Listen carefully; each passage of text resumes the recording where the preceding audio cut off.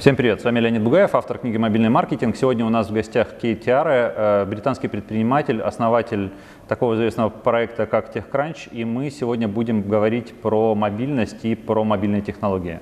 Hello, Kate. What's your point of view about the mobility term?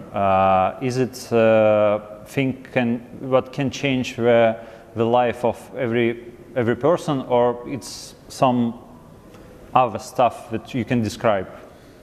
Yeah, I think mobility is just a word to describe what's already happening. Human beings are doing things without anyone having to tell them to do things. They're buying these phones, Android phones or any smartphone, and they're beginning to transfer their behavior to this device, their email, their text, what to do today, maps. Obviously, always there was voice calls on these things. Almost everything a person does is migrating to be done on one of these devices. And the old way of doing it, having the laptop or the desktop, is becoming something that has cobwebs in the corner. And this is because it's convenient. Human beings never do something because someone tells them to do it. They do it because it makes sense. It's convenient, life becomes simpler and easier to navigate. So I think mobility is inevitable. I think the only question is, can I afford a phone? If you can afford the phone, you will definitely do it. If you cannot afford the phone, then soon the phones are becoming cheaper. You can get the phone for free with a plan. Even in Africa, Just Me launched 3 weeks ago. We have seen 200,000 people in Africa have seen our ad on an iPhone, even in Africa. Talking about Just Me, could you describe the idea of this project, the big behavior audacious goal? Yeah. Well, the name of the name already suggests what it is. In the past, in order to be social, we had to join, become a member of a club. Maybe it's Yandex, maybe it's Facebook, maybe it's Google, and then we use this service to meet our friends or sometimes even strangers. And so everything was centralized, almost like the old Soviet Union. Everything was centralized. But in the mobile era, everything is decentralized. We have this phone, it has an address book, it's us. All of our friends are in there. Who am I? I am who I know, all of these people. And it has all the tools to communicate with those people. I can use video, I can use pictures, I can use audio, voice, I can use words.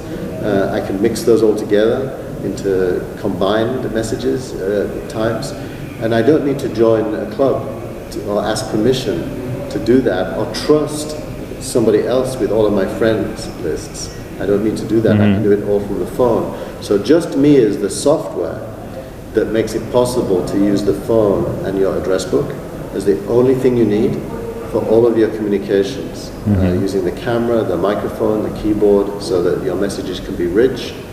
And then afterwards, after you use Just Me, maybe a year from now, you will look back and everything you did is there to be looked at. Your children's birthday party, when you went on vacation with your parents, all of those things, the videos, the pictures, the memories, they're there to look back at. Just because you use Just Me for your messages, you get the advantage of the memories.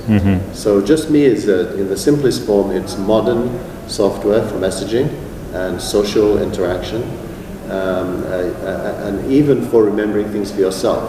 If I take a picture of you now, I can remember we did this. So you're working on the negative side because it's a short memory. It's still the problem because the modern mobile user doesn't remember important information, for example, where I live, with whom I met yesterday. Yeah, you have a short-term memory. Yeah, that's the problem. It addresses that, but it also addresses another problem, which is human beings love to have memories, but most human beings don't make the effort to capture the things that they do and remember them. So my wife is a good example. I have 3 boys, young boys, 6, 10, and 12. And last week I showed my wife a video of my 6-year-old when he was 2.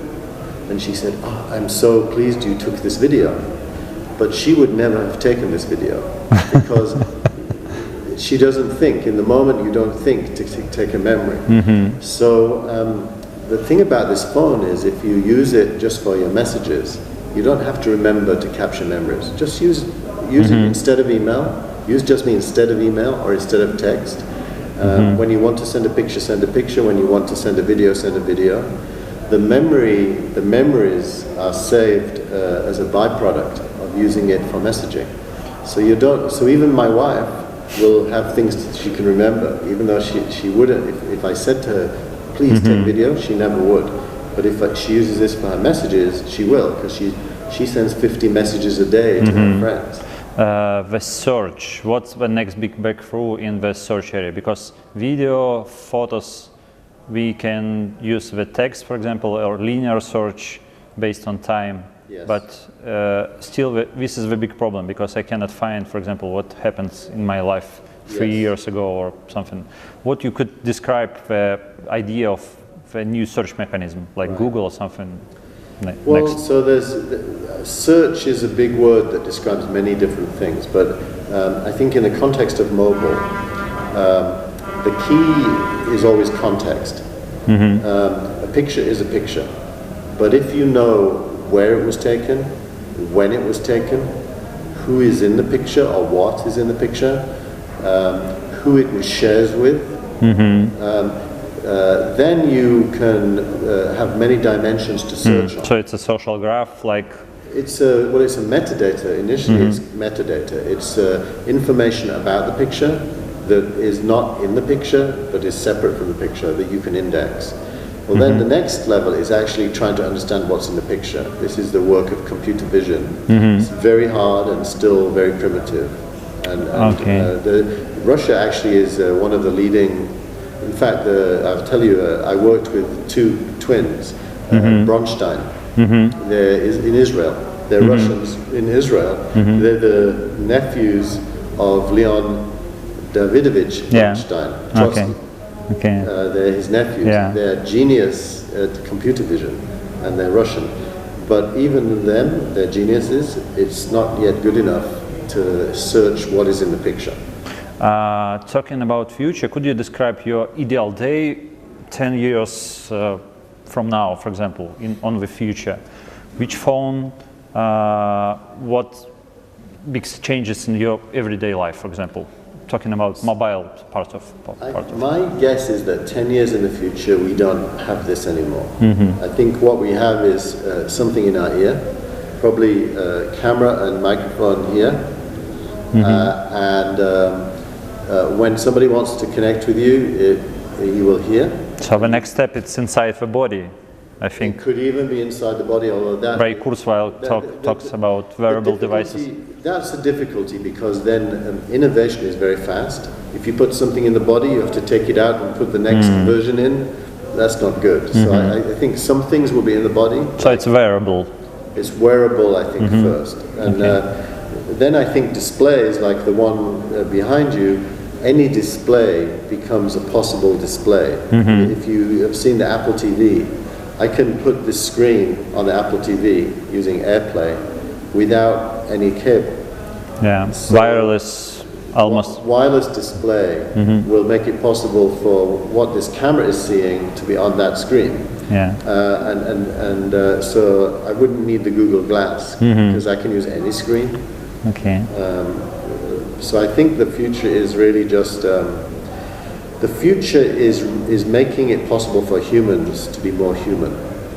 Otherwise, it will not work. And what are human beings? Well, we change. Sometimes we're very private. We want to be entertained, just relax and watch. Other times we are engaged and we want to be social, but with people we know. And other times we want to be public. We want to stand on a box and say, down with the Tsar, we need the revolution. And human beings have all three characteristics. And the job of hardware and software is only to make our life easier to do. Not to persuade us to become different people, but to make us be able to be who we are, or to be just me. That's the idea. So thank you for your time and see you in next year in mobility, I hope. Thank you for having me.